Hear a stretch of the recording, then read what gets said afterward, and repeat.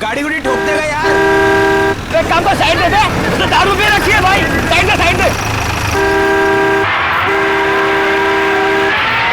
कौन है बे? दिमाग खराब हो गया क्या?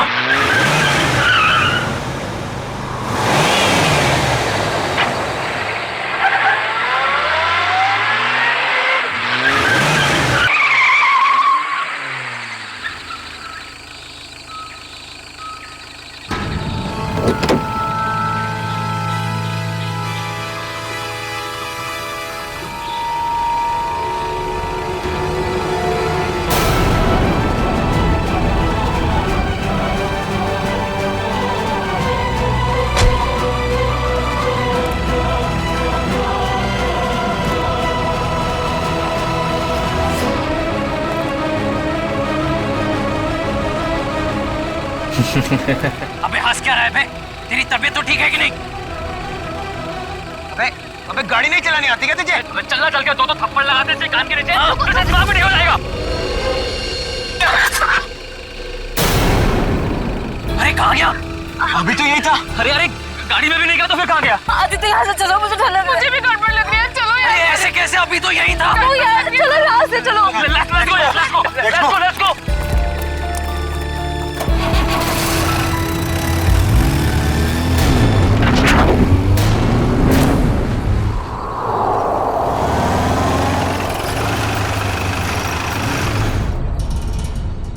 लो आ गया तुम्हारा घर, और तुम बेमतलब का इतना डर रही थी। आदित्य सच, मुझे अभी भी बहुत डर लग रहा है।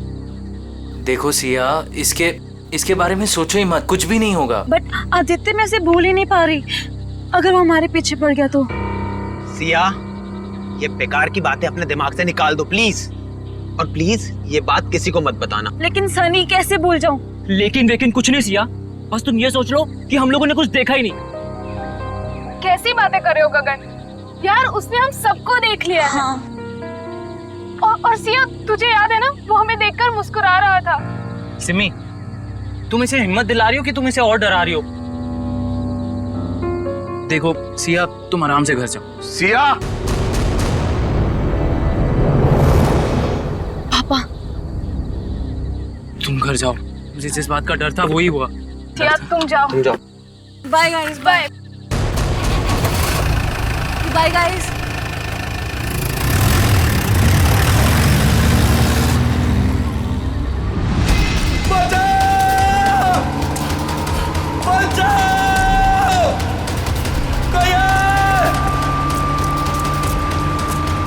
मुझे घर छोड़ के ना तुम लोग सीधे सीधे अपने घर जाना, समझे? सुन रहे हो ना तुम लोग? अरे हाँ सुन तो लिया यार, 5 बार तुम यही कह चुकी हो।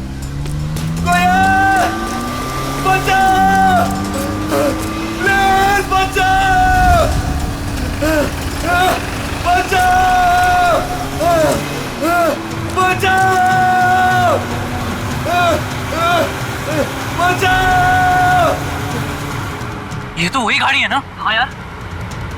अरे यार, ये कर क्या रहा है? ये इसको मार देगा यार।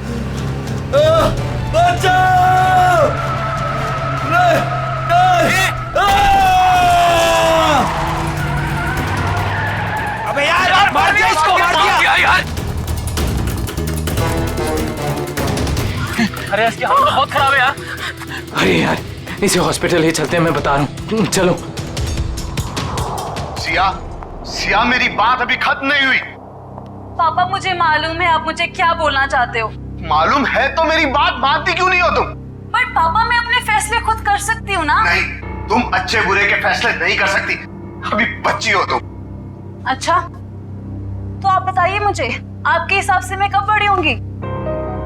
मुझे नहीं लगता कि तुम्हें कभी समझ आएगी। पापा मैं उससे प्यार करती हूँ, मैं उससे शादी करना चाहती हूँ। मेरे रहते तो बेटा तुम ऐसा कभी नहीं कर सकती हो। तुम्हारी शादी मैं सिर्फ और सिर्फ राहुल से करवा के रहूंगा। नो पापा, मैं राहुल से शादी नहीं करूंगी। मैं इस जन्म में क्या 7 जन्मों तक उससे शादी नहीं करूंगी।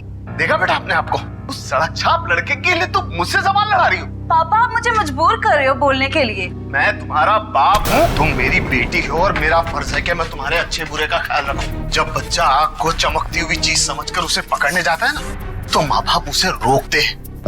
बच्चा चाहे फिर कितना भी रोए, माँ बाप बच्चे को आग के पास जाने नहीं देते।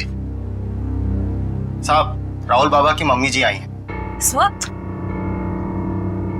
मैंने बुलाया है कविता जी को। 2 दिन के अंदर अंदर तुम्हारी और राहुल की सगाई तय कर रहा हूं मैं। पापा आप ऐसा नहीं कर सकते। एक बार मैंने जो फैसला कर लिया उसे कोई नहीं बदल सकता।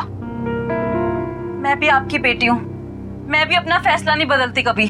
इसीलिए जब तक तुम अपना फैसला नहीं बदलती, इस कमरे से बाहर नहीं जा सकती हो तुम। नहीं पापा, पापा ऐसा मत करो पापा, प्लीज पापा, प्लीज पापा, प्लीज पापा।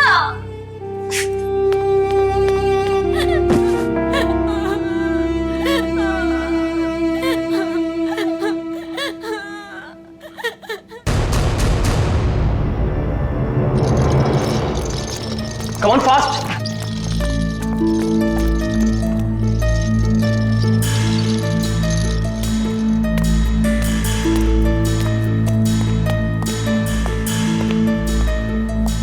बहुत खराब एक्सीडेंट हुआ यार।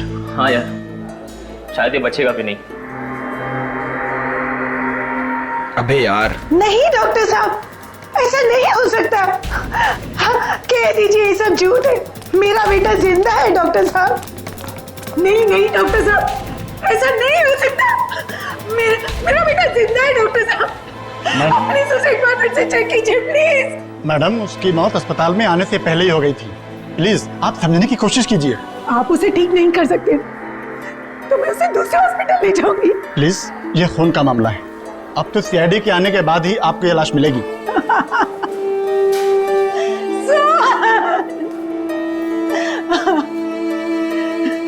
मैं उस खूनी को नहीं छोड़ूंगी, उसने मुझे बेसहारा किया। कुछ भी हो जाए मैं उसे नहीं छोड़ूंगी, वो आत्मा हो या जो भी, मैं उसे नहीं छोड़ूंगी। बेसहारा किया है उसने मुझे, मैं उसे नहीं छोड़ूंगी। कहीं आंटी उस आत्मा के बारे में बात तो नहीं कर रही है ना, जिसने इस आदमी को मारने की कोशिश की है? हाँ यार, मुझे भी ऐसे ही लग रहा है। हाँ भाई, मैं तो बोलता हूँ ना कि हमें इन सब चीज दूर रहना चाहिए। तू सही बोल रहा है, हमें ना ये सारे झमेलों से दूर रहना चाहिए। हाँ सिया, क्या क्या बात कर रही हो?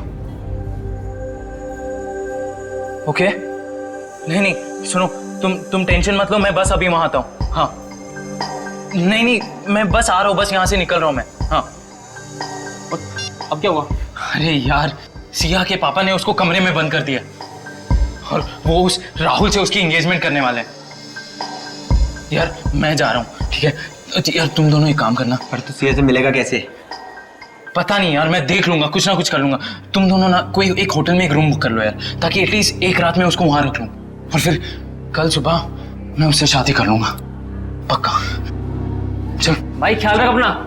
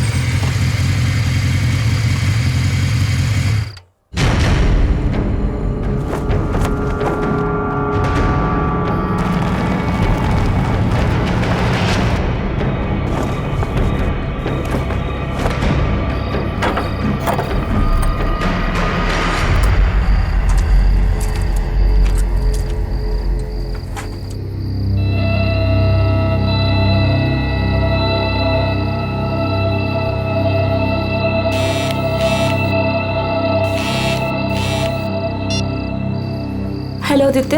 हाँ सिया, मैं आ गया हूँ। या आई एम कमिंग।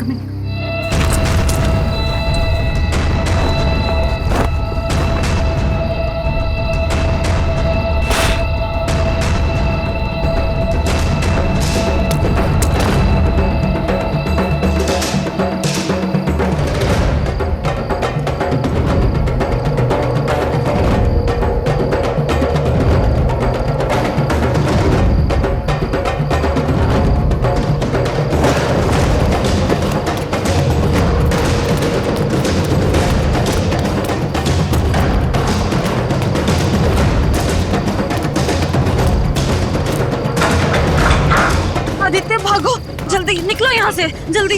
संभल के। आदित्य, हाँ? वहाँ कोई है, वहाँ पे कोई है। कौन? वही गायब होने वाला आदमी। सिया, वहाँ कोई नहीं है। बट आदित्य, मैंने देखा उसको घर के अंदर। सिया, वहाँ कोई नहीं है। देखो, आवाज मत करो, ये बस तुम्हारा दिमाग का वहम है, ठीक है? अभी हमारे पास टाइम नहीं है, इससे पहले कोई हमें पकड़े। निकलो यहाँ से, चलो। चलो।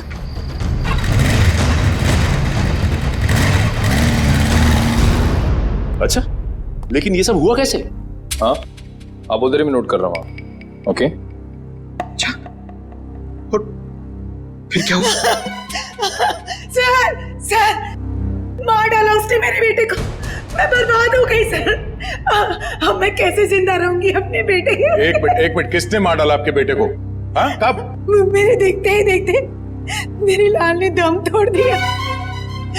छोड़िएगा मत उस खूनी को, छोड़िएगा मत।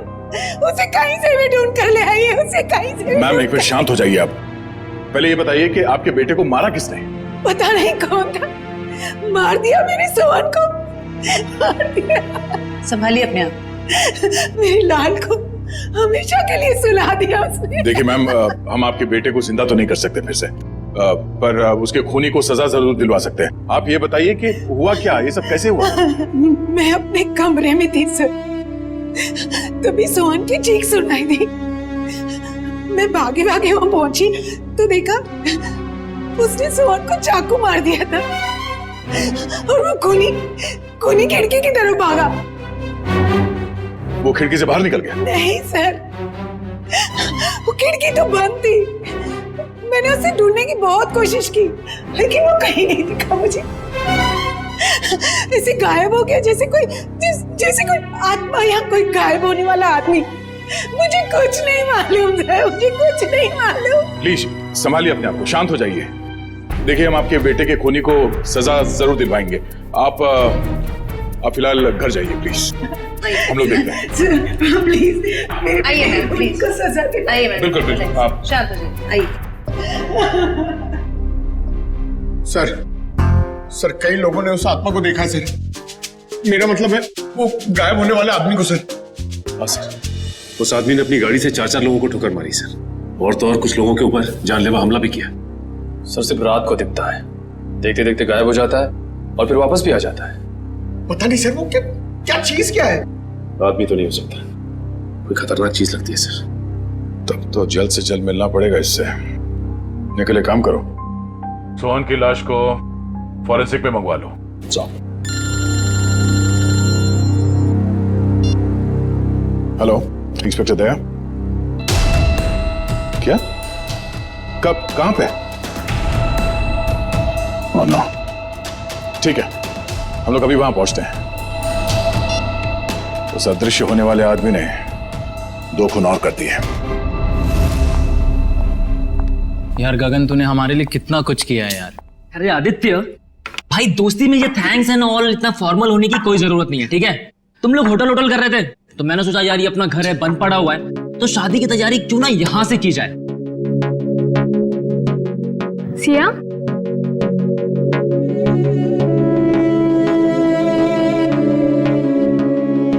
क्या हुआ सिया? तुम इतनी अपसेट क्यों हो? आदित्य, मुझे पापा की बहुत चिंता हो रही है। देखो सिया, इस वक्त और कुछ मत सोचो, सिर्फ अपनी शादी के बारे में सोचो। हाँ आदित्य, मगर पापा की मर्जी के खिलाफ ये सब ठीक होगा? सिया, एक बार शादी हो जाएगी ना तो रवि अंकल भी ये बात मान जाएंगे, ट्रस्ट मी।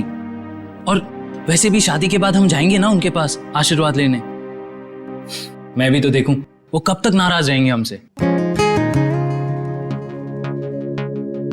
हाँ, और शुभ काम में ना देरी नहीं करते। मुझे ना सिया को जल्दी से भाभी कहना है। भाभी? नो वे। हाँ, शादी के बाद तो तुम हमारी भाभी ही बन जाओगी ना। भाभी जी,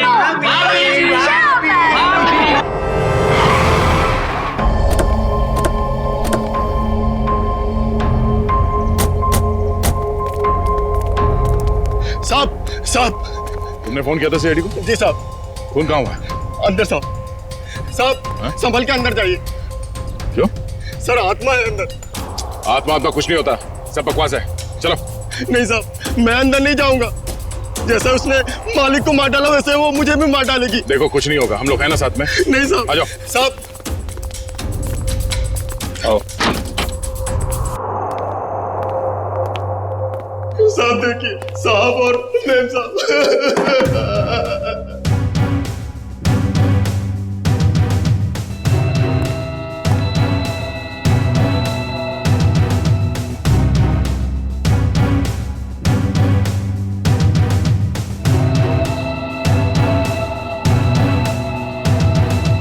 सर, इनके शरीर पे चाकू के घाव के अलावा ना कोई चोट है, ना ही कोई हाथापाई के निशान।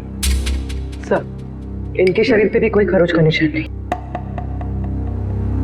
मतलब चाकू से हमला अचानक किया गया है, अपने आप को बचाने का मौका ही नहीं मिला इन्हें।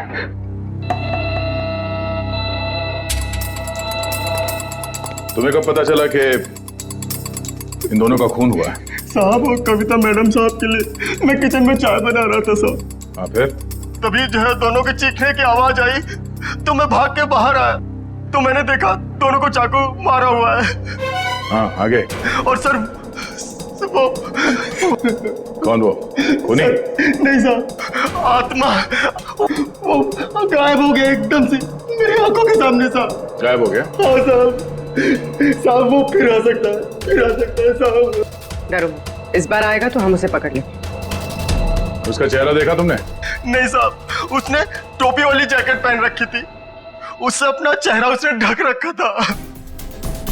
साहब मेरा विश्वास कीजिए, मैं झूठ नहीं बोल रहा हूँ साहब, वो आत्मा ही थी।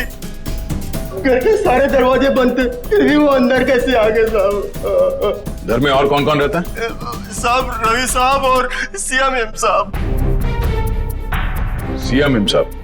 रवि साहब की बेटी। कहाँ है वो? साहब वो रवि साहब और सिया मैम साहब का झगड़ा हुआ था तो साहब ने उन्हें जो है कमरे में बंद कर दिया था। चलो दिखाओ कहाँ है वो कमरा। साहब ऊपर है। चलो बॉडी को फोरेंसिक लैब भिजवा दो। चलो चलो, कुछ नहीं होगा।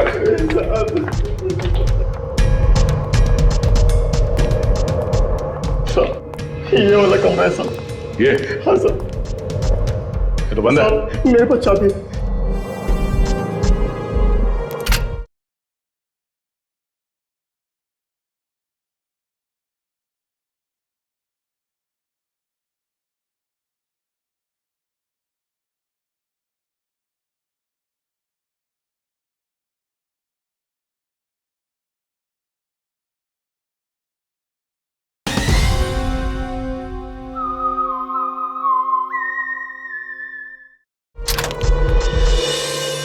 Hi sir. कहाँ है सी? थी तो यही साहब। हाँ? सिया? सर ये देखिए। लगता है यहाँ से कोई नीचे गया है। सर शायद खूनी सिया के कमरे में आया हो। हाँ आया भी हो तो सिया कहाँ चली गई? ये सिया का नंबर देना जरा। सर 1144। अरे यार आदित्य, भाई सिर्फ देखता ही रहेगा कि क्या पहनना है या पसंद भी करेगा भाई? अरे मेरे भाई, शादी तो जिंदगी में एक ही बार होती है ना, तो यार थोड़ा तो टाइम लगेगा ना। हाँ भाई, ले ले ले ले, टाइम ले ले, पर कहीं तेरे टाइम के चक्कर में ऐसा ना हो कि सिया अपना फैसला ही बदल दे।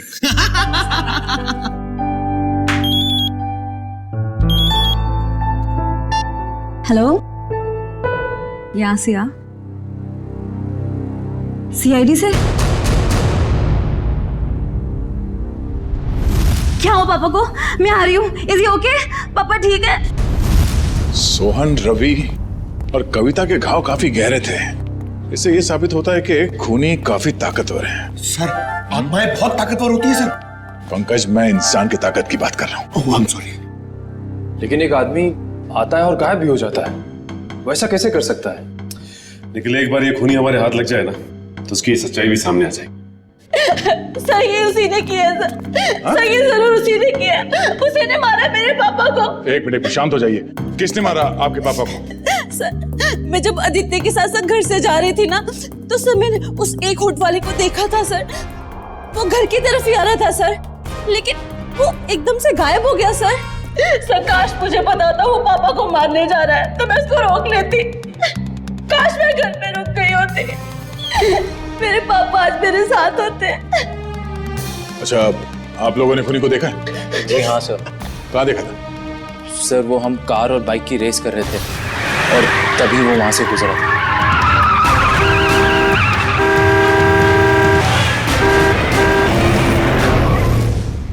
चेहरा देखा था किसी ने? नहीं मैडम, उसका चेहरा हुड वाली जैकेट से ढका हुआ था और उसकी ठुड्डी और होठ दिख रहे थे। पर सर, जब उस आदमी ने अपनी गाड़ी से हितेश को टक्कर मारी थी तब हम लोग वहीं थे और हमने उस गाड़ी का नंबर नोट किया था।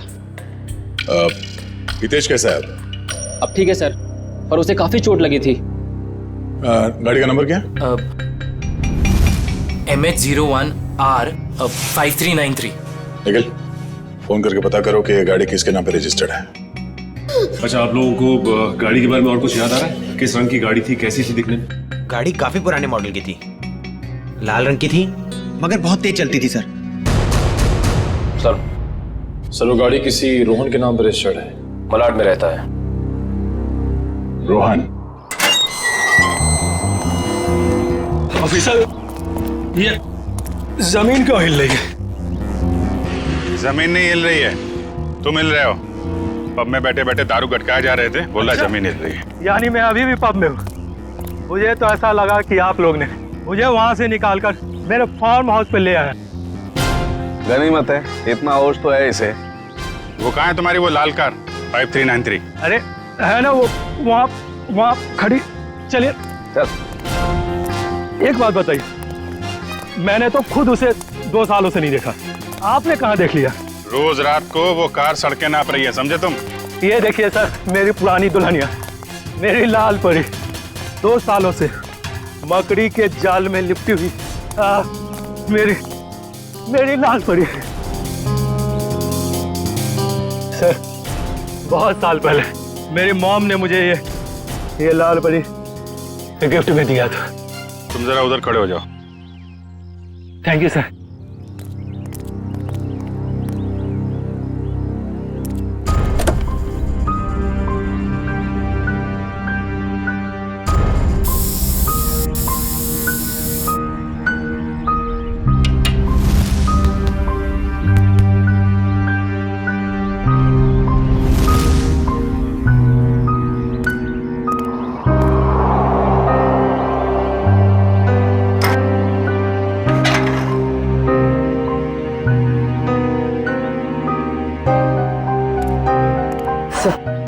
टायर्स में हवा भरी हुई और कार पर कोई धूल या जाला भी नहीं।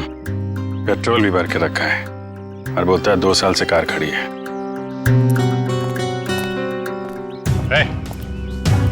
2 साल से कार खड़ी है ना, पेट्रोल कहाँ से आया इसमें? क्यों मजाक कर रहे हैं साहब? मैं तो इसमें पानी भी ना डालूं, पेट्रोल कहाँ से आ गया? पानी नहीं है, पेट्रोल है, वही पूछ रहे हैं कहाँ से आ गया। मैंने कहा ना सर, मैंने इसमें पेट्रोल नहीं भरा। मैं तो शहर में रहता हूँ। तुम शहर में रहते हो, लेकिन तुम्हारी गैर मौजूदगी में कोई इस कार का इस्तेमाल कर रहा है, वो भी गुनाह के लिए। मैं सर आपसे दावे के साथ कह सकता हूँ कि मेरी लाल परी को किसी ने भी हाथ नहीं लगाया सर। लगाया है, हाथ लगाया। कुछ मिला क्या? हाँ अभिजीत, स्टीयरिंग व्हील पर फिंगरप्रिंट्स हैं, ताजे ताजे। वाह, इससे उस आदमी के बारे में कुछ ना कुछ तो पता चल ही सकता है। स्टीयरिंग व्हील पे निशान है, हवा भरी हुई है, पेट्रोल भी भरा है, लेकिन यहाँ आसपास तो कोई पेट्रोल पंप है नहीं। तो पेट्रोल कहाँ से भरा होगा? डॉक्टर साहब, आप कार की सफाई करो, तब तक हम लोग जरा देख लेते हैं पेट्रोल कहाँ से भरा है। सफाई? मतलब सर वो फिंगरप्रिंट्स उठा लीजिए ना सर। चेक करूं? हाँ चेक कर लीजिए। हाँ। चलो भाई, चलो चलो चलो।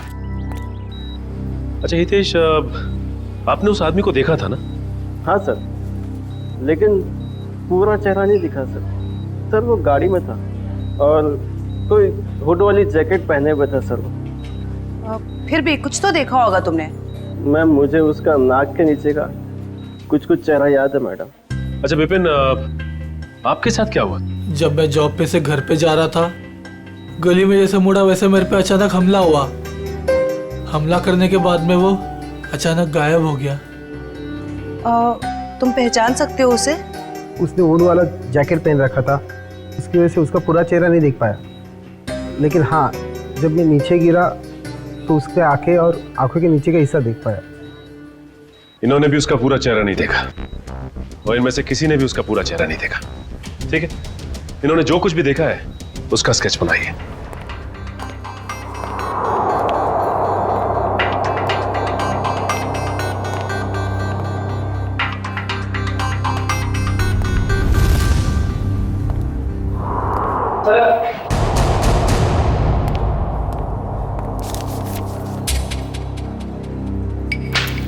एक काम करते हैं जयवंती, 3 डायमेंशनल टेक्निक से इसकी रंगीन तस्वीर बनाते हैं, आसानी से इसकी पहचान हो जाएगी।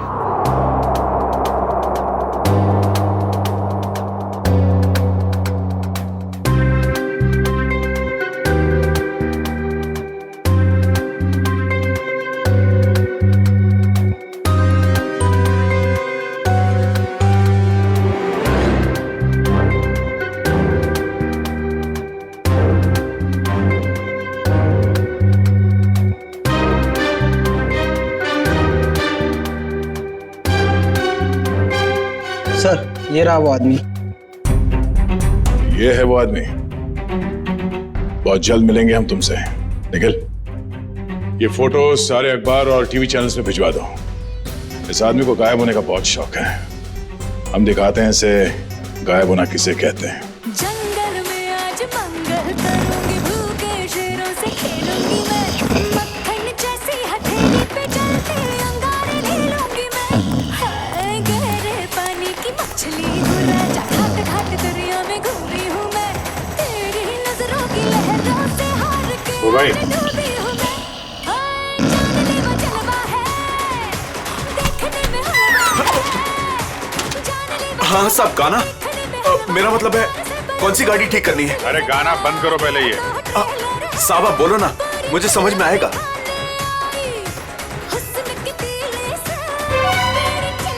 सीआईडी? माफ करना साहब, गलती हो गई। लेकिन मैंने क्या किया है? क्या किया है? पेट्रोल ब्लैक करते हो हैं? अरे ये क्या बोल रहे हो साहब? भला अब गैरेज में कोई पेट्रोल बेचेगा क्या? बहुत समझदार हैं ये। तुम बेचते हो पेट्रोल, हाँ या ना? हाँ या ना? हाँ हाँ बेचता हूँ। जब मेरा मालिक यहाँ नहीं रहता तो किसी भी गाड़ी से निकालकर थोड़ा बहुत बेच लेता हूँ। कल किसको बेचा था? कल किसको बेचा था? इस गाड़ी वाले को। मेरे गाने की कसम साहब, ये गाड़ी मैंने पहले कभी नहीं देखी। लेकिन हाँ, कल देर रात 2 लोग आए थे पेट्रोल लेने। उनको पहचान सकते हो? आधी नींद में था साहब, लाइट भी बंद थी। सच में साहब ध्यान नहीं है। अब मैंने तो बस पेट्रोल दिया और पैसे लिए। अरे कुछ तो याद होगा, कैसे बात कर रहे थे, क्या कपड़े पहने थे? हैं? ऐसा तो कुछ याद नहीं आ रहा साहब, पर गाना साहब जी। फिर गाने की बात? मेरा कहने का मतलब है, कल उनमें से एक ने कान में ईयरफोन लगा रखा था और गाना इतने जोर से बज रहा था कि मुझे तो ऐसे ही सुनाई दे रहा था। कान में ईयरफोन लगा रखा था? हो सकता है उनमें से कोई रोहन की गाड़ी लेके जाता हो। सारी मीडिया पूरे शहर में ये फोटो फैल रही है। बहुत जल्द पता चल जाएगा कि है कौन। हमारे बेटे की फोटो इस तरह हर चैनल पे कैसे दिखा सकते हैं आप? तो ये आपका बेटा है? हाँ, कमल। मैं आप लोगों के खिलाफ केस दर्ज करने वाला हूँ। आप लोगों ने हमारी भावनाओं और जज्बातों को चोट पहुंचाई है। आपके बेटे ने खून किया है, लोगों को जान से मारने की कोशिश कर रहा है, और आप हम पर केस करने वाले हैं? जो मन में आए बोले जा रहे हैं आप। सीआईडी वाले हैं तो क्या हुआ, कुछ भी बोलेंगे। आपका बेटा कहाँ है? आपका बेटा कहाँ है?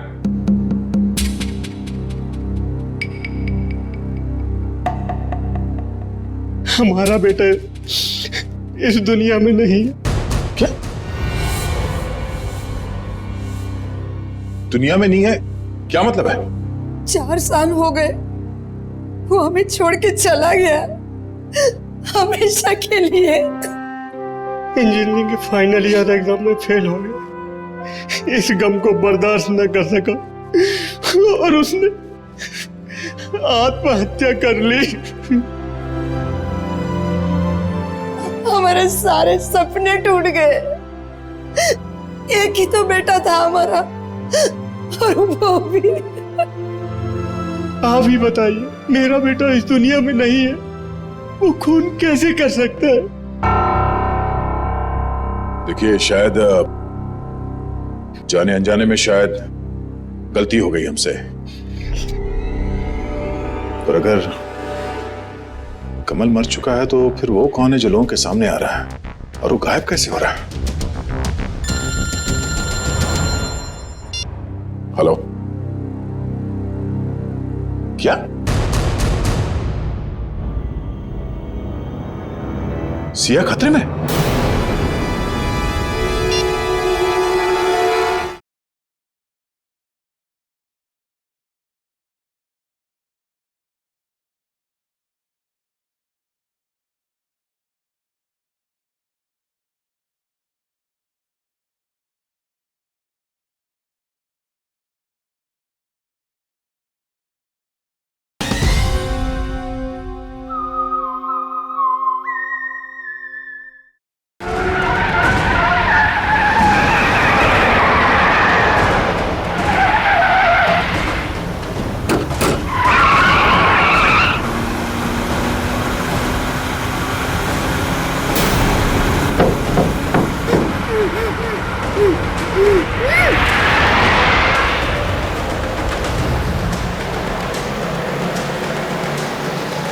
सर, ये तो मुंबई से बाहर की तरफ जा रहा है। अब हमसे दूर जा नहीं सकता वो। सर, अच्छा किया हमने इसकी गाड़ी में बग फिट कर दिया ताकि इसकी हरकतें सामने आ सकें। हाँ सर, उसे पता ही नहीं कि हम उसका पीछा कर रहे हैं। मगर हमें पता था कि वो अपनी हरकतों से बाज नहीं आएगा, इसीलिए उसकी गाड़ी में बग लगा दी।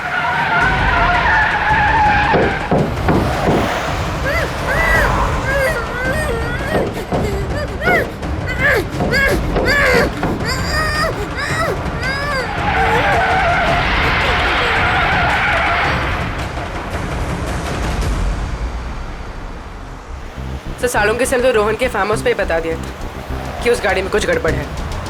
अभी क्या दिखा रहे लोकेशन उसका?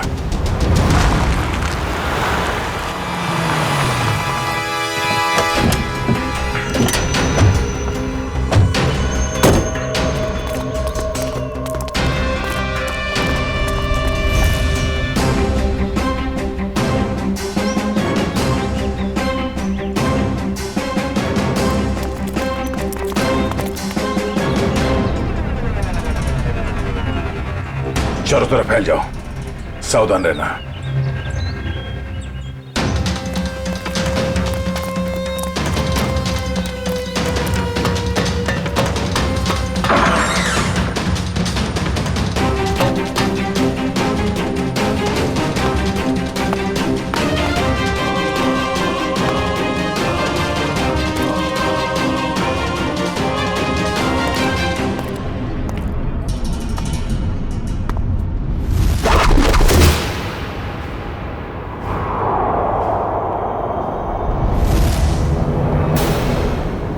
अपने आप को हमारे हवाले कर दो, तुम्हारा खेल खत्म हो चुका है।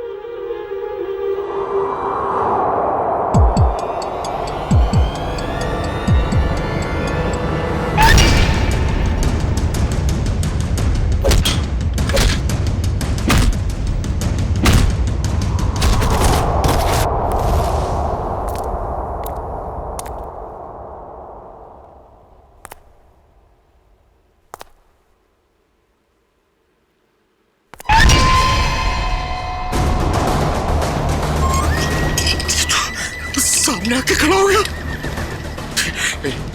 देख,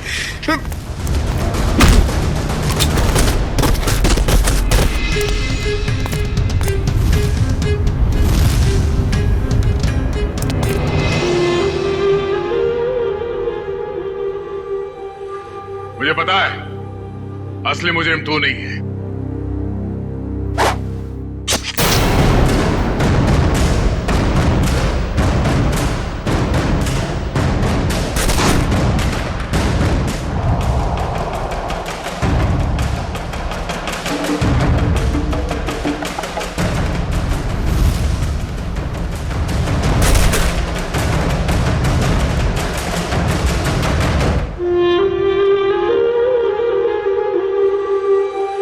आदित्य तुम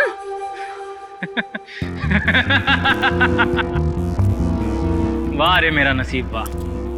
मारना तो मुझे सिर्फ तुझे था, और बेचारे ये सारे सीआईडी वाले फंस गए। आदित्य मैंने तुमसे प्यार किया था, मैंने तुम पे भरोसा किया था, तुमने क्यों किया ऐसा? बदला, मुझे बदला चाहिए तुमसे। मैंने तुम्हारा क्या बिगाड़ा है आदित्य? तुमने नहीं, तेरे बाप ने। रवि और कविता ने एक छोटी सी जगह, एक प्लॉट के लिए मेरे परिवार को मार डाला,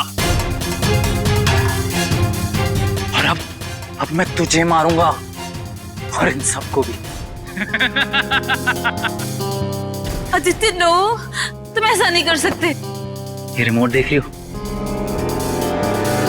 इसको दबाते ही तुम सब लोग ऊपर उठ जाओगे। नहीं आदित्य, आदित्य नो, आदित्य मत करो ऐसा, प्लीज डोंट डू दैट। चलो boys. Aditya no, Aditya please मत जाओ, आदित्य।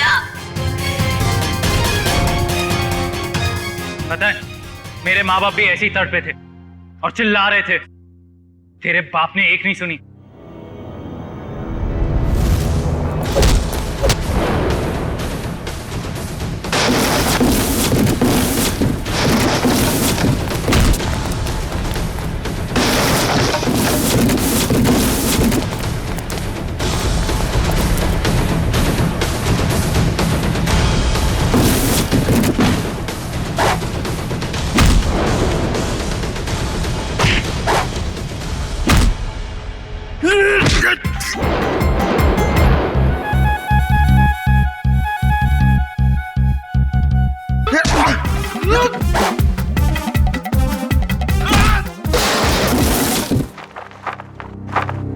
ठीक हो तुम? हाँ। चलो।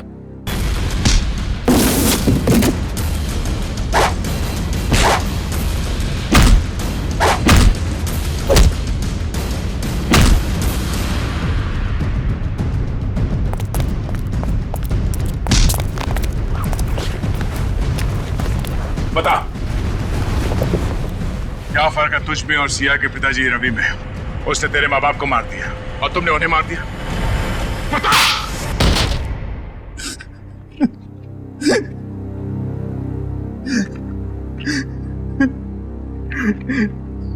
मैं और क्या करता सर, बदले की आग ने मुझे अंधा कर दिया था।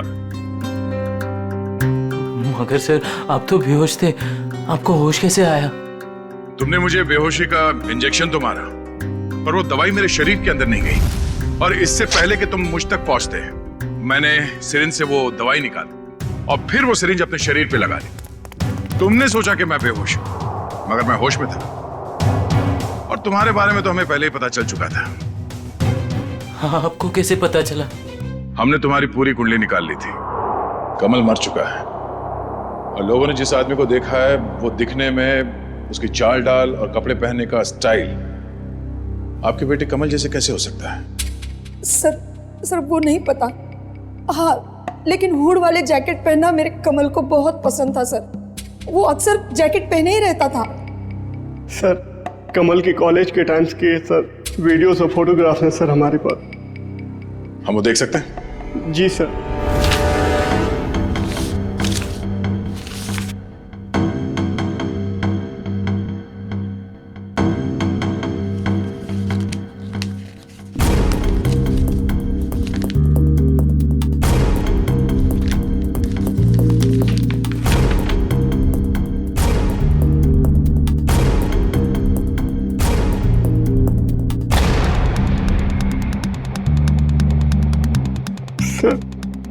ये भी कमल का दोस्त आदित्य है।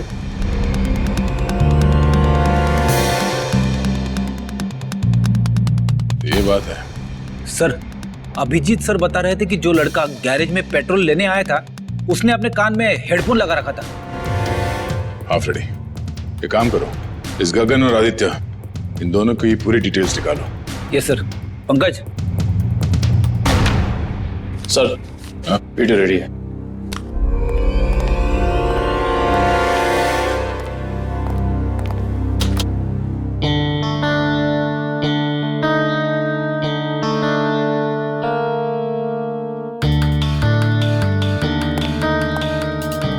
अगला वीडियो दिखा।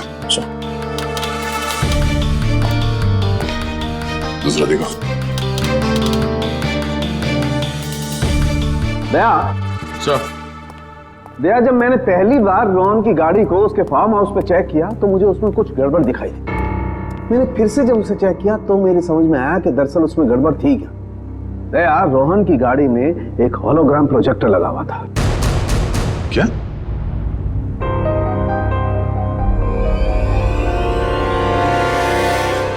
सर, उन विक्टिम्स ने बिल्कुल यही सारे हवा बताए थे उस गायब होने वाले आदमी के बारे में जो इन वीडियोस में है।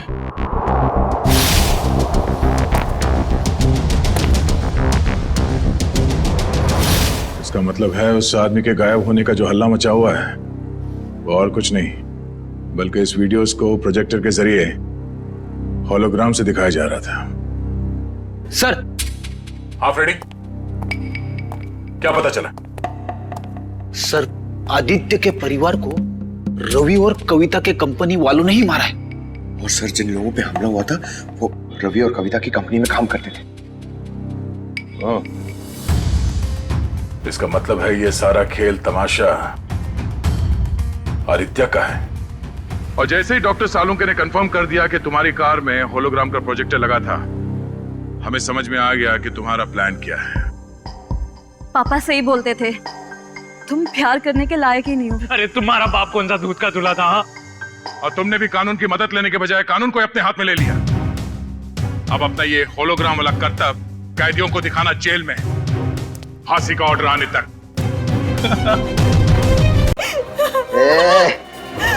एक बार बोला ना पैसा दे, एक बात है बार बार नहीं दोहराता।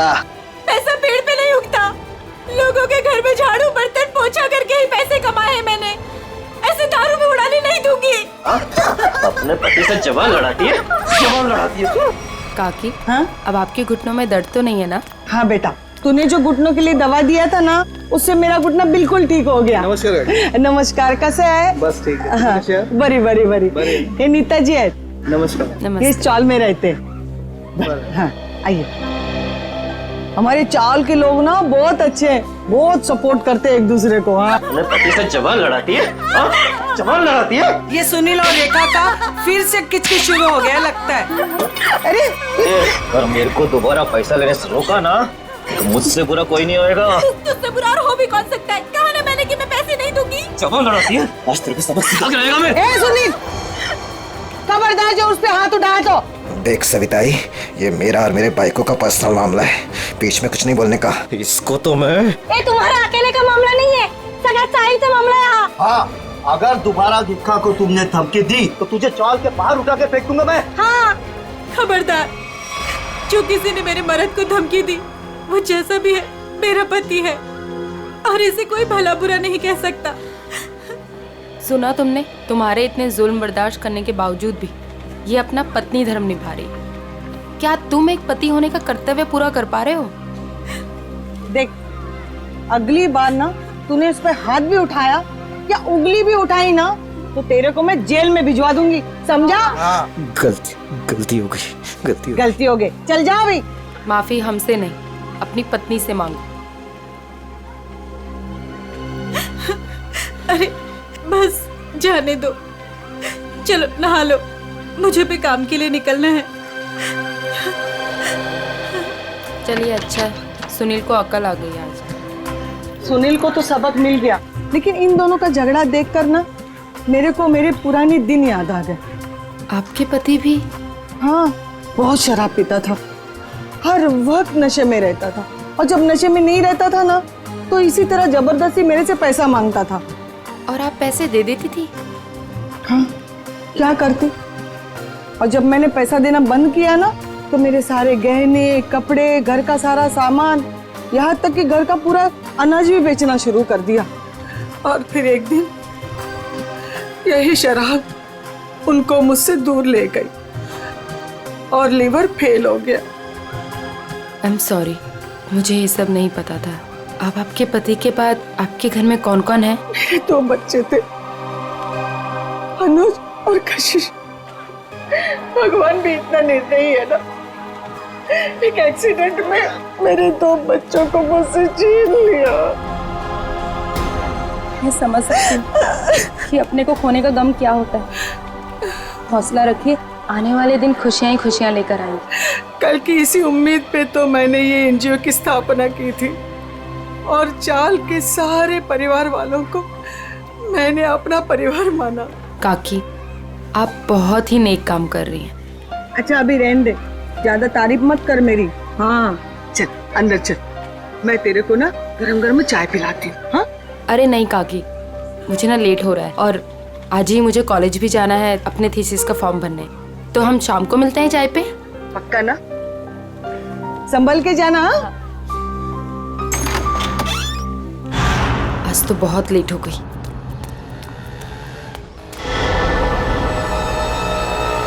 ये तो वही लड़का है, आज तो इस रोमियो को सबक सिखा कर आऊंगी। हेलो ओएस्टा, हेलो रुक, कब से मेरा पीछा कर रहा है? रुक, भागता कहाँ है? रुक। भाग गया, पता नहीं कहाँ कहाँ से आ जाते हैं। पर सविताई, मुन्नी को स्कूल भेजकर क्या फायदा? बाद में उसे शादी करके चूल्हा चौका ही तो संभालना है। यही तो गलत मानसिकता है उर्मिला। शिक्षा ग्रहण करने के लिए जितना अधिकार लड़कों का है ना, उतना ही लड़कियों का भी है। आज हमारे देश में ज्यादातर परिवारों में महिलाएं उतना ही आर्थिक सहयोग देती है जितना कि पुरुष। क्यों नीता, मैंने ठीक कहा ना? बिल्कुल कहा। आज के जमाने में स्त्री का अस्तित्व उसके पिता या पति पे निर्भर नहीं करता। लड़की को भी पूरा अधिकार कि वो अपनी पहचान बना सके और समाज के साथ कंधे से कंधा मिलाकर आगे बढ़ सके।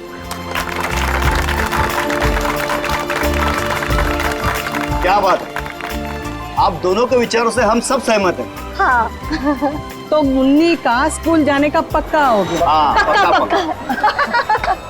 ये फिर से यहाँ आ गया। लगता है इसको सुबह की डांट का कुछ असर नहीं हुआ। कौन है ये नीता, तुम जानती हो? नहीं काकी, पता नहीं कौन है और कहाँ से आया है, लेकिन रोज मेरा पीछा कर रहा है। अरे पहले क्यों नहीं बताया? चलो जमकर खबर लेते हैं आज इसकी। चलो चल चल चल।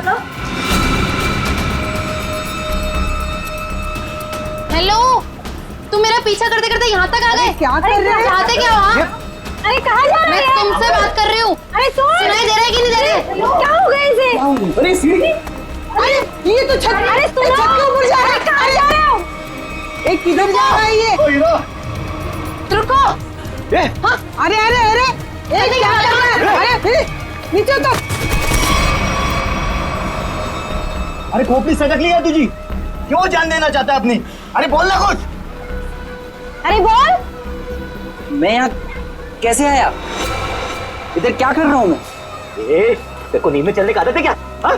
कब से बुला रहे थे तेरे को? ड्रामा मत करो, बताओ कि मेरा पीछा क्यों कर रहे थे? मैं बात करती हूँ। बेटा देख, तेरे दिल में ना जो कुछ भी है सच सच बता दे। तू नीता को पसंद करता है क्या?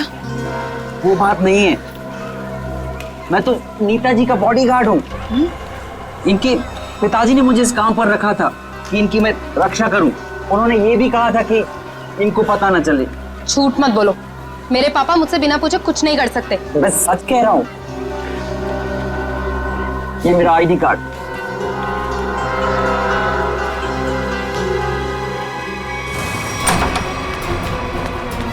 अरे नीता बिटिया, अरे अभी हम तुम्हारे बारे में ही बात कर रहे थे। नमस्ते। नमस्ते बेटा। क्या बात है बेटा, अंकल से नमस्ते और पापा से हेलो हाय कुछ भी नहीं?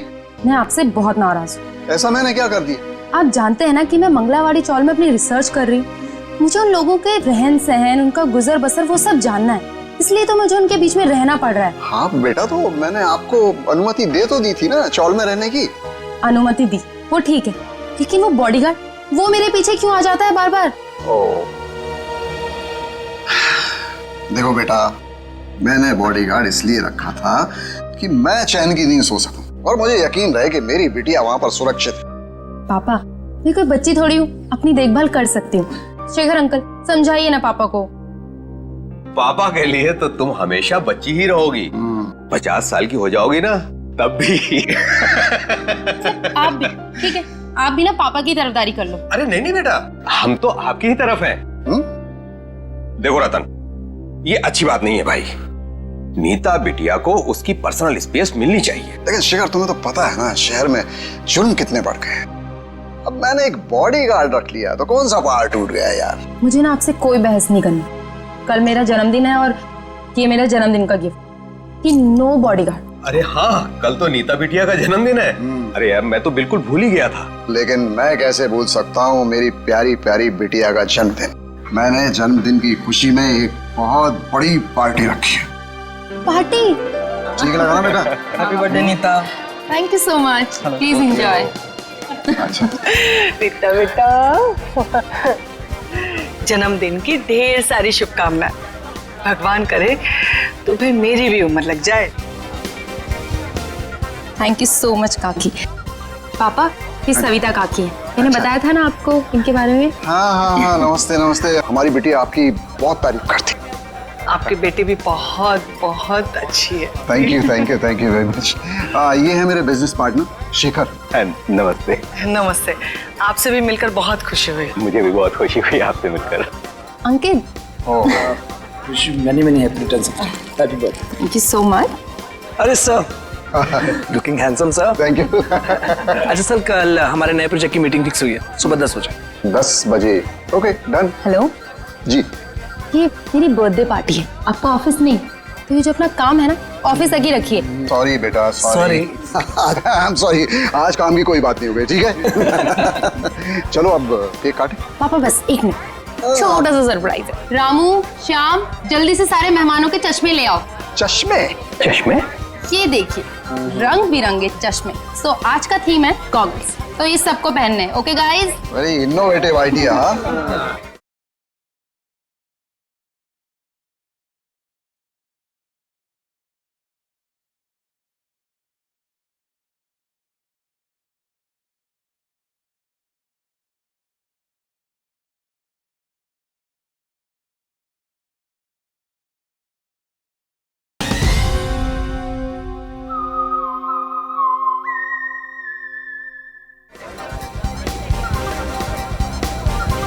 तुम्हें ड्रेस से मैच कर रहा है ना?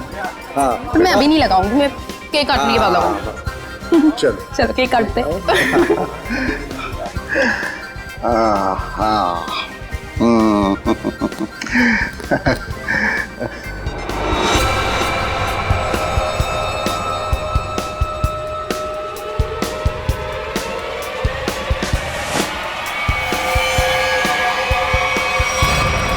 गन?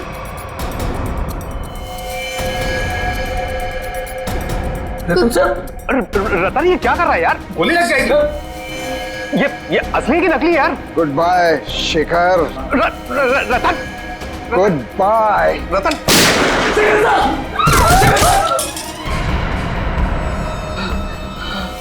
सर,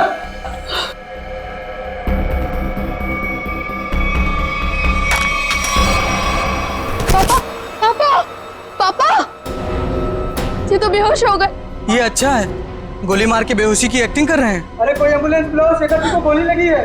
और सीआईडी को भी फोन करना पड़ेगा। Hello CID?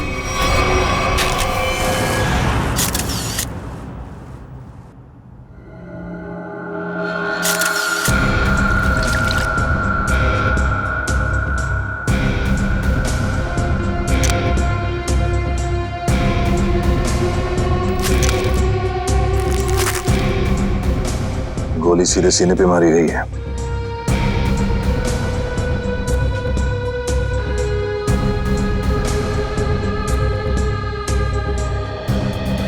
आप सबने देखा था? रतन जी को गोली चलाते हुए शेखर जी पे? हाँ सर, हम तो हक्के बक्के रह गए ये देख के। इतनी अच्छी पार्टी चल रही थी, सब कितना एंजॉय कर रहे थे। पता नहीं अचानक रतन जी को क्या हो गया, उन्होंने गोली चला दी। जरूर मेरे पापा के खिलाफ किसी ने साजिश की, ऐसा कर ही नहीं सकते। रतन जी। हाँ सर। रतन जी को होश आ गया। उठाओ इन्हें। ये उठिए, चलिए उठिए। शेखर को क्या हो गया? सर क्यों भारी हो रहा है? पहले खून कर दिया इनका, अभी सरदर्द का बहाना कर रहे हो? हाँ, ये नाटक बंद करो, हटाओ।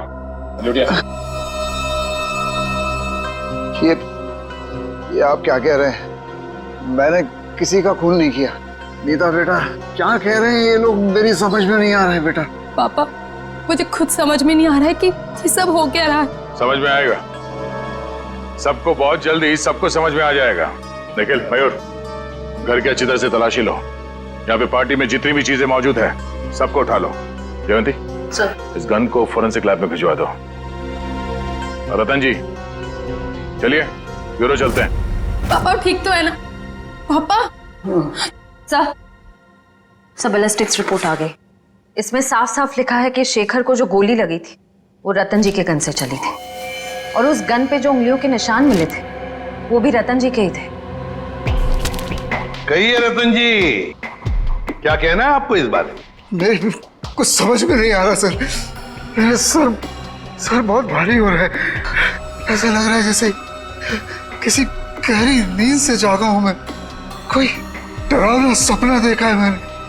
हाँ, मगर क्या करे, शेखर जी की मौत तो कोई सपना नहीं है। सारे सबूत यही कह रहे हैं कि शेखर का खून तुमने किया है। मैंने कोई गोली नहीं चलाई सर। आप मुझ पर यकीन क्यों नहीं कर रहे सर? तो फिर वो गोली क्या अपने आप शेखर जी के शरीर में गई? कुछ याद नहीं आ रहा है मुझे।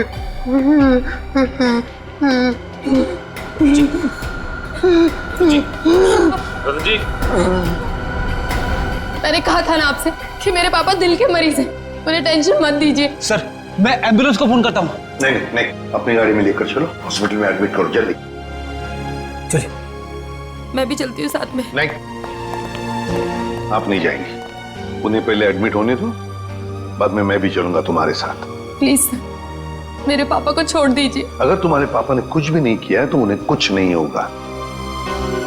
अच्छा, एक बात बताओ, रतन जी का कोई झगड़ा वगड़ा था पहले से शेखर जी के साथ, या फिर कल पार्टी में कोई झगड़ा वगड़ा हुआ था? नहीं सर, वो तो पार्टी में बहुत एंजॉय कर रहे थे। अच्छा, क्या तुम्हारे पापा के बर्ताव में कुछ तुम्हें थोड़ा अजीब सा लगा? कभी आदमी कोई टेंशन में होता है या वैसे कुछ? हाँ सर, कोई झगड़ा तो नहीं हुआ था, लेकिन उनका मूड थोड़ा सा चिड़चिड़ा था, और वो शेखर अंकल को कुछ कह भी रहे थे। तुमने काम सही से नहीं किया, वो वापस आ गया। वो वापस आ गया? ये कौन? सर, नाम तो नहीं लिया था। अच्छा, ये बातचीत कब हुई थी दोनों के बीच? कल हुई थी, एनजीओ से लौटने के बाद। एनजीओ? कौन सा एनजीओ है ये? मेरी बड़ी बहन सानिया की मौत के बाद पापा ने एक एनजीओ खोला था, जहाँ पे हम गरीब लोगों को रोटी, कपड़ा और रहने के लिए छत देते हैं। कहाँ है ये एनजीओ? नमस्कार साहेब, मी कपिल, यहाँ एनजीओ मॅनेजर आहे। आप ये बताएंगे कि इस एनजीओ में आप कब से काम कर रहे हैं? पहले दिन से, जब रतन जी ने सानिया मैडम की याद में इस एनजीओ की स्थापना की थी। फिर तो आप काफी करीब से जानते होंगे शेखर जी और रतन जी को। हाँ जी, एनजीओ में काम करने वाले सभी लोगों को अपना परिवार का सदस्य मानते थे। हमेशा आकर हमसे हमारे सुख दुख के बारे में पूछते थे और अपने सुख दुख बांटते भी थे। ये तो बहुत अच्छी बात है। फिर तो आप ये भी जानते होंगे कि शेखर जी और रतन जी के बीच में किस बात को लेकर टेंशन चल रही थी? नहीं साहब, ऐसा कहीं ना थे। वो दोनों बिजनेस पार्टनर कम और भाई समान ज्यादा थे। भाई समान थे? तो फिर रतन जी ने शेखर जी का खून क्यों कर दिया? जरा दिमाग पे जोर डालिए और सोच के बताइए कि शेखर जी और रतन जी के बीच में कुछ झगड़ा हुआ था या कुछ बहस हुई थी? ऐसा कई साले न होते। लेकिन रतन जी की बेटी बता रही थी कि रतन जी और शेखर जी आपस में कुछ बातें कर रहे थे कि कोई आया है। कौन वापस आया है, कुछ पता है आपको? हाँ, वो ये दोनों यहाँ बात कर रहे थे इसके बारे में, जब मैंने उस अजीब घटना के बारे में बताया उन्हें। अजीब घटना? कैसी अजीब घटना? कुछ दिन पहले एक आदमी ने मुझे फोन किया था, कहा शेखर जी और रतन जी ने उसे काम पे रखा है और उसने अपना अपॉइंटमेंट लेटर मेल किया कंपनी के लेटरहेड पे, प्लीज चेक कर लीजिए। दूसरे दिन से वो काम पे आने लगा और सब फाइलें वगैरह चेक करने लगा। कौन सी फाइलें चेक कर रहा था? सारी फाइलें, टैक्स की फाइलें, अकाउंट्स की फाइलें, और हाँ, रतन जी और शेखर जी के जिंदगी के बारे में काफी सवाल पूछे। फिर क्या, बस लंच ब्रेक में खाना खाने के बहाने बाहर चला गया और वापस ही नहीं आया। जब भी मैंने इस घटना के बारे में दोनों बॉसेस को बोला तो उन्होंने कहा कि हमने किसी को काम पे रखा ही नहीं है। इतनी मेहनत करके आया था पूछताछ करने के लिए, जरूर इस जुर्म में उसका हाथ है। शेखर जी ने रतन जी को कहा कि वो वापस आ गया है, तुमने अपना काम बरोबर किया नहीं है। इस आदमी का चेहरा तो देखा था ना आपने, हमारे लिए स्केच बनवाई। साहिब, दरअसल बात यह है कि उस दिन मैं अपना चश्मा घर में भुलाया था और चश्मे के बगैर मुझे तो कुछ दिखता ही नहीं है। सामने कुर्सी पड़ी की गाड़ी पड़ी, मेरे को वो भी नहीं दिखता। सर, एक बात तो तय है, ये जरूर इन दोनों के अतीत से जुड़ा हुआ ही कोई आदमी है। एग्जैक्टली, इसीलिए तो बड़ी आसानी से इस अनजान आदमी को उन्होंने पहचान लिया। इस नए मोहरे से जल्द मिलना होगा। सर, हाँ, पता चला एनजीओ से किसका फोन था जिसकी वजह से इन दोनों के बीच में अनबन हो गई? सर, एनजीओ वालों को उसका नाम तो नहीं मालूम, लेकिन उनका कहना था कि कोई आदमी आया था, अनजान आदमी, जो काफी सवाल जवाब कर रहा था वहां पे। यह आदमी जरूर रतन ने जो अपने बेटी सानिया के नाम पे एनजीओ चलाया उसी से संबंधित है। रतन और शेखर दोनों इस आदमी के बारे में जानते थे और इसीलिए इन दोनों के बीच में बहस हो गई। सर, कहीं ये जो भी चीजें हो रही हैं, इन सबका संबंध सानिया की मौत से तो नहीं है? नीता, बेटा एक बात बताओ, तुम्हारी बहन की मौत कैसे हुई? दीदी ने आत्महत्या की थी। क्यों? मालूम नहीं। मालूम नहीं मतलब? मैं उस वक्त हॉस्टल में थी, घर पे क्या हो रहा है क्या नहीं, सबसे अनजान। अच्छा, जब आपकी बहन ने आत्महत्या की तो उस वक्त क्या आप हॉस्टल में थी? उस वक्त तो मैं घर पे थी, छुट्टियां मनाने के लिए आई थी। मुझे आज भी वो दिन याद है जब मैं और पापा मॉल से शॉपिंग कर आई और जैसे ही पापा ने दरवाजा खोला। सानिया बेटा, सानिया, सानिया! नीता, क्या तुमने अपने पापा से पूछा नहीं, जानने की कोशिश नहीं की कि क्यों तुम्हारी बहन सानिया ने ऐसा कदम उठाया? पूछा था सर, बहुत बार, लेकिन पापा हमेशा यही कहते थे कि तुम्हें इस बारे में जानने की जरूरत नहीं, और वो रोने लगते थे। इसलिए मैंने इस बारे में कभी उनसे बात नहीं की। हम अगर किसी को तो पता होगा ना क्या तकलीफ थी सानिया को, कोई खास दोस्त न कोई तो। आया जी थी, वो हमेशा उनके साथ रहती थी, उसकी जिंदगी के पहले दिन से लेके आखिरी दिन तक वो हमेशा दीदी के साथ रही है। जी, ये आया रहती कहाँ है? उसी चौल में जहाँ मैं रिसर्च कर रही हूँ। अभी भी पापा उनकी तनख्वाह हर महीने बराबर पहुँचा देते।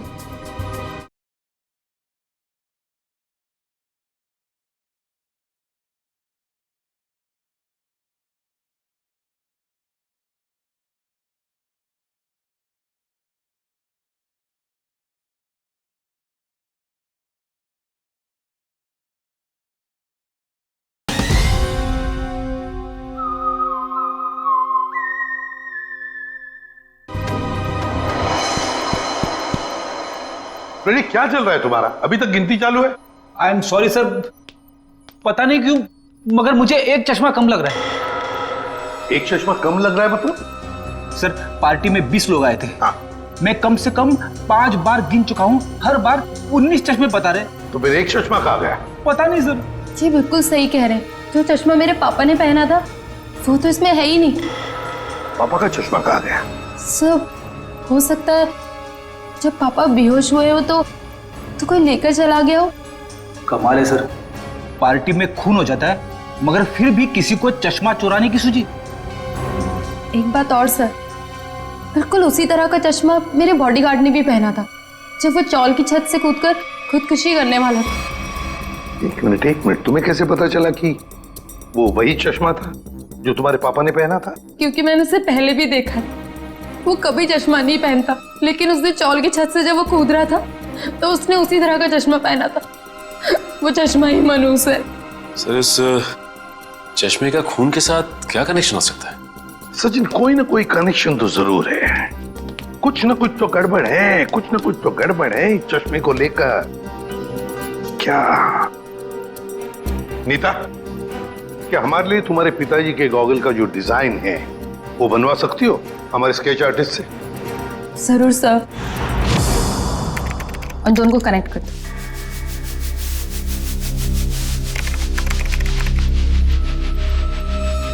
जल्दी। ठीक है, थैंक यू। कमाल का डिजाइन है ये इस चश्मे का। सर, ये चश्मा तो कस्टम मेड लगता है, क्योंकि रेडीमेड चश्मों की डिजाइन ऐसी नहीं होती। हाँ श्रेया, ये ऑर्डर दे के, डिजाइन देकर बनाया गया चश्मा है ये। पता लगाना पड़ेगा शहर में ऐसी कौन सी दुकानें हैं, कितनी दुकानें हैं जो इस तरह के चश्मे बनाती है। फिर सानिया की आया के बारे में भी पता लगाना पड़ेगा। हेमलता जी? कौन है? आप सानिया की आया थी ना? हाँ, पर आप लोग? देखिए, हम सीआईडी से। सीआईडी? माफ करना माँ जी, हम लोग ने आपको परेशान किया। ठीक है बेटा, दिवस भर में आराम ही करती हूँ, पर आप लोग यहाँ कैसे? देखिए हेमलता जी, आप सानिया की आया रही बचपन से, है ना? और फिर सानिया ने आत्महत्या भी की, ये तो आप जानती ही हैं। हम ये जानना चाहते हैं कि क्यों सानिया ने क्यों आत्महत्या की।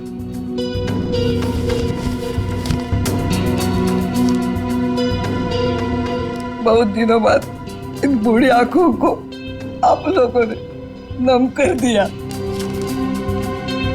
हम आपका दुख समझते हैं। मैं हूँ जिम्मेदार, मैं हूँ। या तो रतन जी को मैंने मनाना चाहिए था उस रिश्ते के लिए, वरना सानिया को मजबूर करना चाहिए था वो लड़के को भूलने के लिए। लड़का?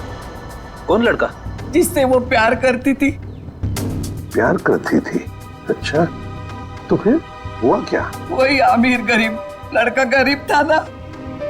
एक दिन अचानक वो लड़का कहीं दूर चला गया।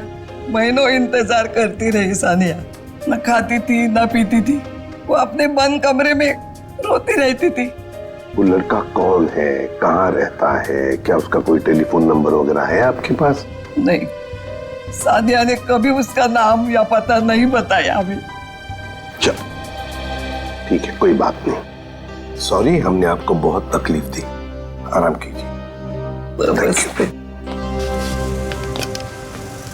सर, सोच रही हूँ दया सर के लिए एक चश्मा ले लूं।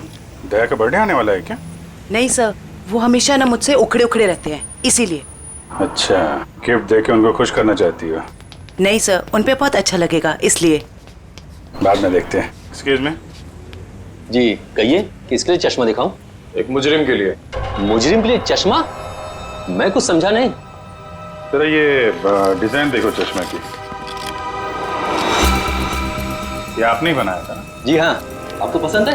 आप लोगों के लिए भी बनवा दूं? नहीं नहीं, आप हमें माफी कीजिए।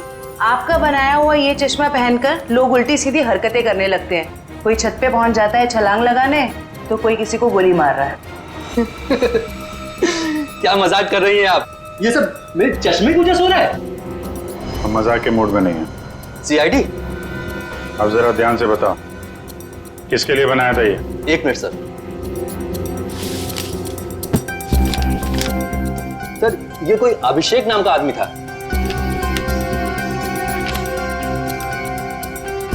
क्या बात है सर, नाम भी है, एड्रेस भी और फोन नंबर भी है। कॉल करो जी।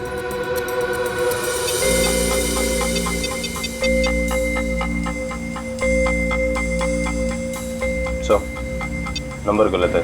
गलत? लगता है एड्रेस भी गलत है। दिल दरिया कॉलोनी। दिल दरिया कॉलोनी कभी सुना है आपने? कहीं कहाँ पे है मुंबई में? सॉरी सर, मैंने एड्रेस ठीक से देखा नहीं था। आंखों का बिजनेस करते हो तुम? आदमी को तो देखा होगा ठीक से? दरअसल सर, मैं उस वक्त दुकान पर नहीं था।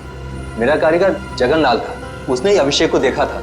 बुलाइए जरा ये जगनलाल जी को। जगनलाल जी साहब। ये लोग सीआईडी से हैं। जरा इन्हें बताओ, ये खास डिजाइन वाला चश्मा किसने बनवाया था? साहब वो बड़ा ही अजीब आदमी था, बड़ी सी टोपी पहन रखी थी, आंखों पर काला चश्मा लगाया था और ना जाने कितने दिनों से उसने दाढ़ी नहीं की थी, काफी लंबी दाढ़ी थी उसकी। ओह, नाम और एड्रेस की तरह हुलिया भी नकली। कुछ और याद आता है इस आदमी के बारे में? हाँ सर, अक्सर जो लोग चश्मा बनाते हैं ना, वो सामान हमारे दुकान से ही लेते हैं, लेकिन वो खुद अपना सामान लेके आया था। फ्रेम, कांच और एक अजीब सी छोटी सी चीज उसने लगाई थी चश्मे में। छोटी सी चीज?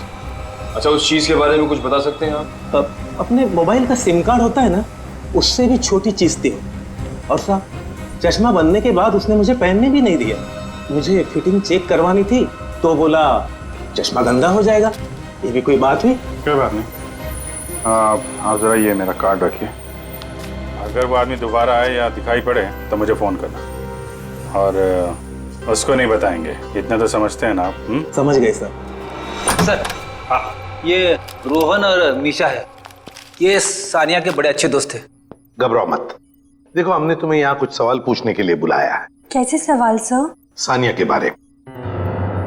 क्या तुम लोगों को पता है सानिया ने ऐसा क्यों किया, क्यों आत्महत्या की? पता नहीं सर, अगर उसे कोई प्रॉब्लम होती तो हम जरूर उसकी मदद करते, लेकिन ऐसा कुछ नहीं था सर। एक बात बताओ, क्या सानिया का कोई बॉयफ्रेंड वगैरह था? कोई लड़का था उसकी जिंदगी में? हाँ सर, एक लड़का तो था, मगर उसने कभी हमें उससे मिलवाया नहीं। क्यों? पता नहीं सर, वो बोली सब कुछ ठीक हो जाने के बाद सबको बताएगी।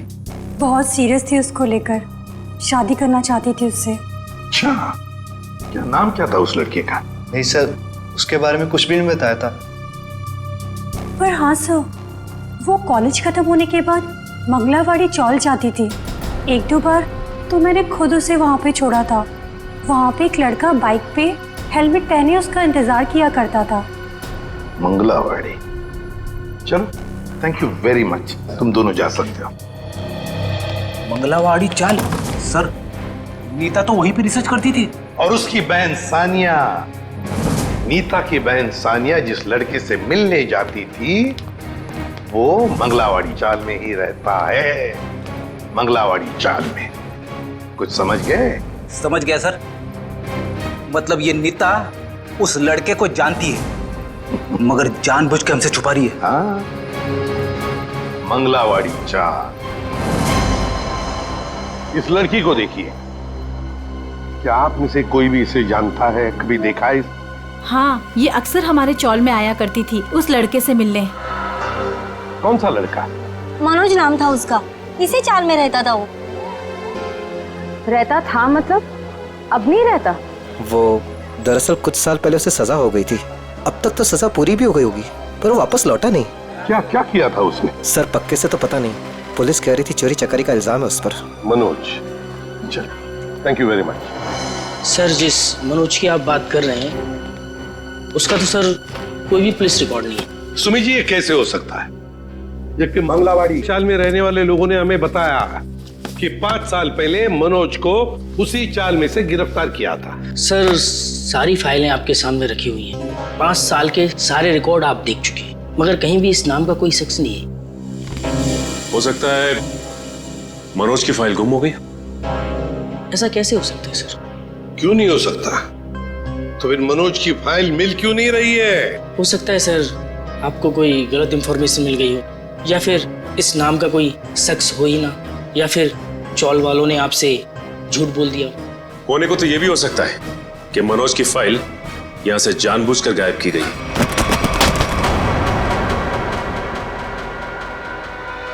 रवि जी, क्या हुआ? तबीयत बिगड़ गई क्या? ये अचानक पसीना क्यों आने लगा? अरे कांपने क्यों लगे तुम? और अचानक ये फाइल छूट कैसे गई तुम्हारे हाथ से? नहीं सर, ऐसी कोई बात नहीं है। हमसे कोई भी कुछ भी छुपा नहीं सकता। बताओ क्या बात है? भागता किधर? लगता है सर ये बिना दवा खाए इसकी बीमारी ठीक होगी नहीं।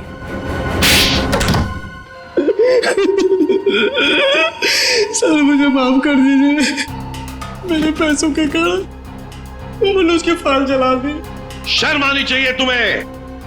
पैसों की लालच में तुमने एक मुजरिम की मदद की, और तो और अपने नौकरी से गद्दारी की, अपने देश से भी गद्दारी की तुमने। कौन से जेल में है मनोज? तिलक नगर जेल में था। 7 साल की सजा थी उसे। अच्छे व्यवहार के कारण 4 साल में उसे रिहा कर दिया गया। सर अगर वो अच्छे बर्ताव के लिए रिहा हो ही रहा था तो फिर रिकॉर्ड नष्ट करने के लिए उसे घूस देने की क्या जरूरत थी? सचिन, शेखर और रतन, इन दोनों के बीच में जो बहस हुई थी उसमें शेखर बोल रहा था कि वो वापस आया है, तो फिर जरूर वो मनोज के बारे में बात हो रही थी। सर उस चश्मे वाले का फोन। हाँ सर, मैं जगन्नाथ चश्मे वाला। सर अभिजीत सर का फोन नहीं लग रहा था, इसलिए मैंने आपको फोन किया। हाँ बोलिए। सर वो आदमी फिर आया था चश्मा बनाने। अब इस वक्त कहाँ है वो आदमी? सर वो जाते वक्त फोन पे बात कर रहा था, कह रहा था कि किसी विद्युत नगर जा रहा है, सेक्टर 5। विद्युत नगर? नीता भी तो विद्युत नगर में रहती है। माय गॉड, मतलब नीता की जान को खतरा है। हाँ एसीपी सर, हम नीता के घर पहुंच गए हैं।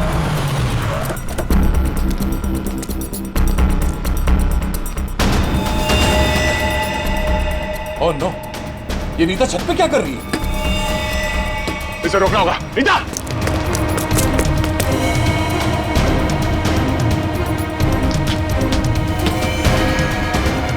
नीता!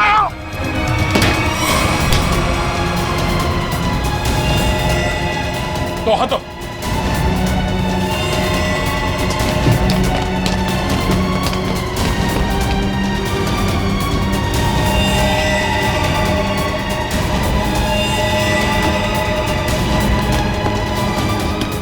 पकड़ो। आ जाओ। मयूर, चश्मा।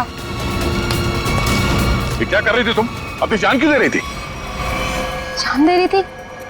मैं क्यों अपनी जान दूंगी? तुम छत पे क्या करने आई थी? छत पे? मैं छत पे क्या कर रही हूँ? मुझे कुछ याद नहीं आ रहा। मैंने वो चश्मा पहना था और पता नहीं, मेरा सर दर्द हो रहा है। सर इस केस में ये क्या हो रहा है? लोग अचानक खुदकुशी करने चले आते हैं। सारे हादसों में एक चीज कॉमन है, ये चश्मा। ये चश्मा पहनने से पहले क्या हुआ था वो तो याद है ना तुम्हें? हाँ सर। नीता, मुझे पता है तुम पर क्या बीत रही होगी, लेकिन तुम चिंता मत करो, सब ठीक हो जाएगा।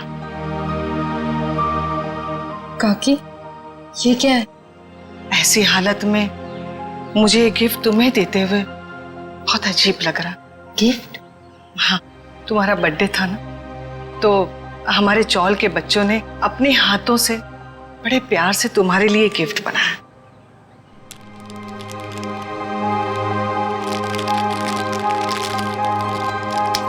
चश्मा?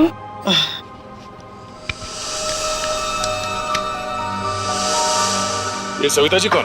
सविता जी मंगलवाड़ी चौल में रहती हैं। बड़ी नेक औरत है। ये कितनी नेक औरत है ये तो उनसे मिलने के बाद ही पता चलेगा।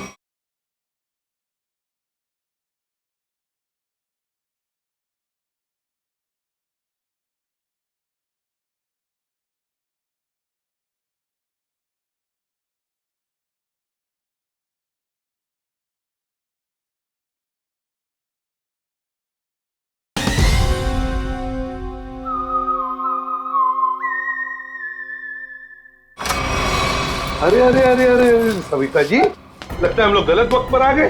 कहीं जा रही थी आप? हाँ, वो कुछ जरूरी काम आ गया था, इसलिए मैं कलकत्ता जा रही हूँ। लेकिन क्या करें, अब तो आप कलकत्ता जा नहीं पाओगी। क्यों नहीं जा पाऊंगी? वो क्या है ना कि मुजरिमों को यहाँ खुले घूमने की आजादी नहीं। मुजरिम? कौन मुजरिम?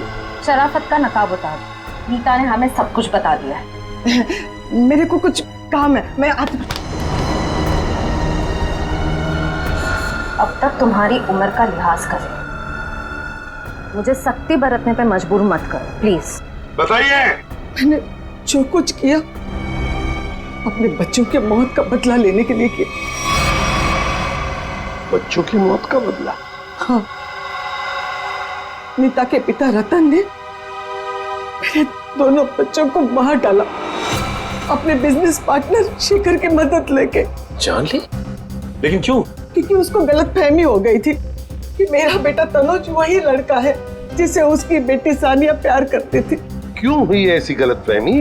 क्योंकि एक दिन तनुज सानिया को घर छोड़ने गया था तो रतन ने देख लिया और वो गलत समझ बैठा। फिर शेखर ने गुंडे भेजे इधर मेरे घर पे मेरे दोनों बच्चे तनुज और कशिश को मार डाला। मैं उस टाइम पे घर पे नहीं थी इसलिए जिंदा बच गए। पर नीता ने क्या बिगाड़ा था तुम्हारा? उसे क्यों सजा दी तुमने? क्योंकि रतन ने मुझसे मेरे बच्चे छीने साहब। उसको वही दर्द देना चाहती थी। मनोज कहाँ पर है? मनोज? कौन मनोज? वही मनोज जिसने तुम्हें बदला लेने में मदद की थी। साहब मेरे को नहीं मालूम। बताना तो पड़ेगा ही। ये जादू वाला चश्मा कहां से बनवाया? मनोज कहां पर है? आइए आइए जनाब, आप ही का तो इंतजार था। आइए। बड़े खुश नजर आ रहे हो, क्या बात क्या है? बात ही ऐसी बॉस, आज मैं आपको एक कमाल का जादू दिखाता हूँ। देख साउंड के मेरे पास मजाक करने के लिए वक्त नहीं है, जल्दी बता। अरे यार 2 मिनट, हमेशा काम करते रहते हो, जरा जादू देखो प्लीज प्लीज। तारिका लेके आओ। एक देखो देखो देखो क्या होता है, देखो। ये लीजिए। Very good. सचिन यार तुम ये जरा चश्मा पहन लो।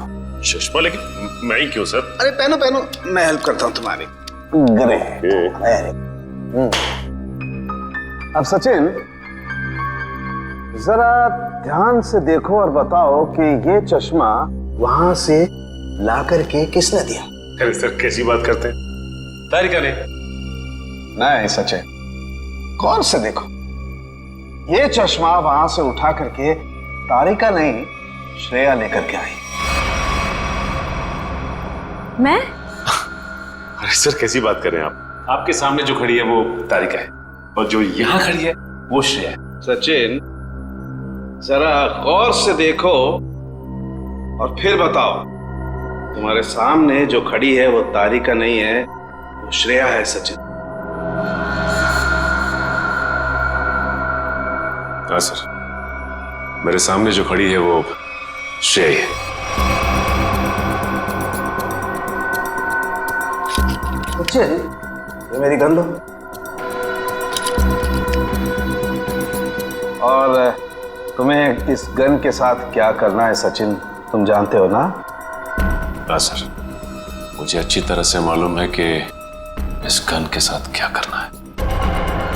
सड़के कुछ नहीं होगा। सड़के ऐसी मजाक मत कर प्लीज बिलीव मी।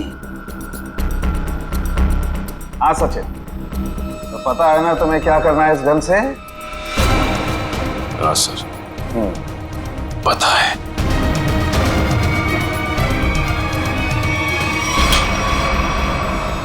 लाओ सचिन, ये गन मुझे दे दो। अब ये चश्मा भी तुम्हारा उतार देना है। बैठ जा बैठ जा। मुझे हो क्या रहा है?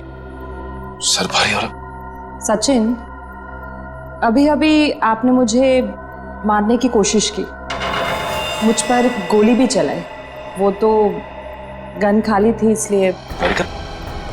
ये तुम क्या कह रही हो? मैं तुम्हें मारने की कोशिश क्यों करूंगा? मैं तुम्हें गोली क्यों चलाऊंगा? रिलैक्स रिलैक्स, मैं बताता। बस ये बहुत ही स्पेशल चश्मा है। इस चश्मे में एक डिवाइस लगी हुई, एक ऐसा यंत्र जिसकी वजह से जो इंसान इस चश्मे को पहनता है वो सम्मोहित हो जाएगा, hypnotize।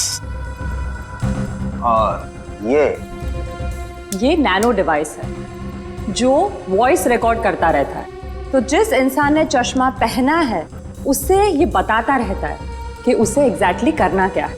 आपने जो मुझ पर गोली चलाई वो भी इसी डिवाइस की वजह से।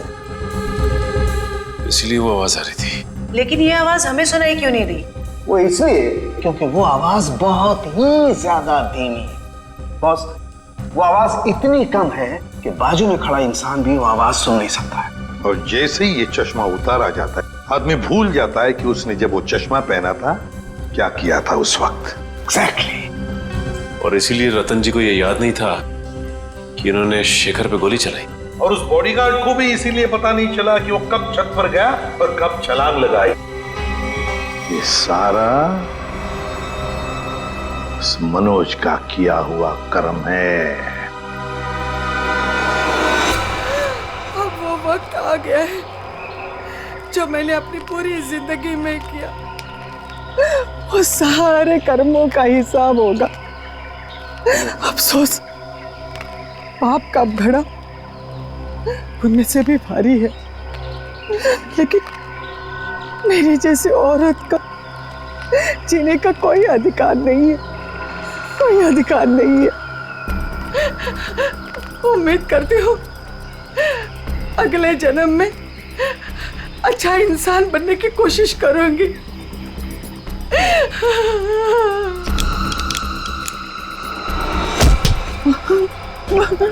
ये क्या कर रही है? उतार चश्मा, उतार। मेरा बच्चा आ गया। तूने जहर पिया? आई, ये क्या किया तूने? मेरे को नहीं पता मैंने ऐसा क्यों किया। बेटा मेरे को माफ कर दे, हमारे साथ इतना ही था। नहीं आई नहीं, आई। जिस किसी ने भी तेरे साथ ऐसा किया है माँ, तेरी कसम उसे छोड़ूंगा नहीं मैं। अब पता चला किसी अपनों पर वो मौत का चश्मा लगाने के बाद कैसे लगता है। चलो अब तुम्हारे आंखों पे कानून का चश्मा चढ़ाते हैं। कहाँ भाग रहे हो? रुक, सचिन उधर से पीछे जाओ उसके।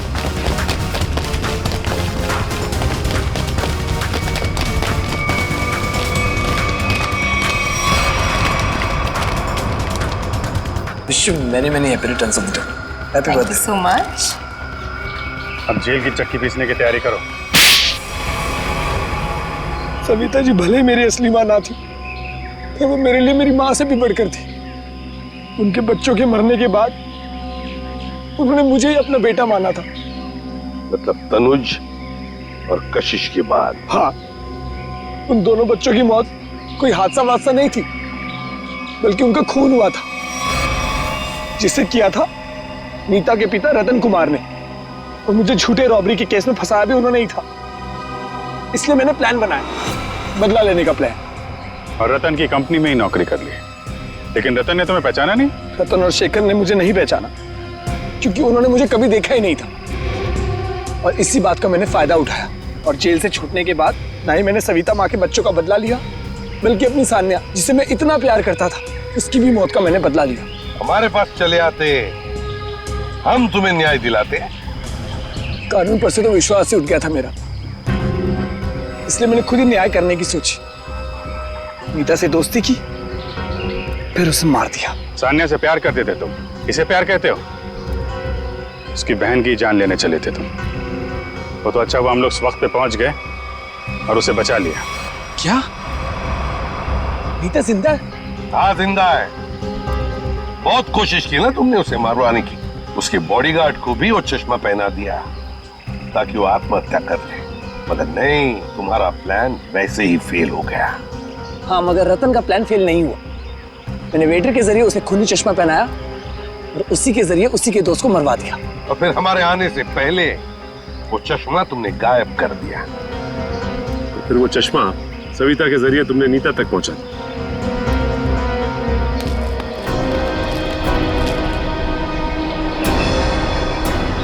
माँ, तू जिंदा है? मैं जिंदा हूँ। मेरे को माफ कर दो मनोज बेटा, ये सब कुछ मुझे सीआईडी को बताना पड़ा। इन्होंने जो कुछ भी किया हमारे कहने पे किया। अपना बदला पूरा करने के लिए तुमने बहुत नाटक किया, और तुम्हारी असलियत सामने लाने के लिए हमने भी ये छोटा सा नाटक किया। क्या मिला तुम्हें? इस बदले की आग ने तुम्हें कहां से कहां पहुंचा दिया। अब जेल की सलाखों के पीछे सड़ते बैठना। कानून तुम्हें कड़ी से कड़ी सजा देगा, शायद फांसी ही होगी।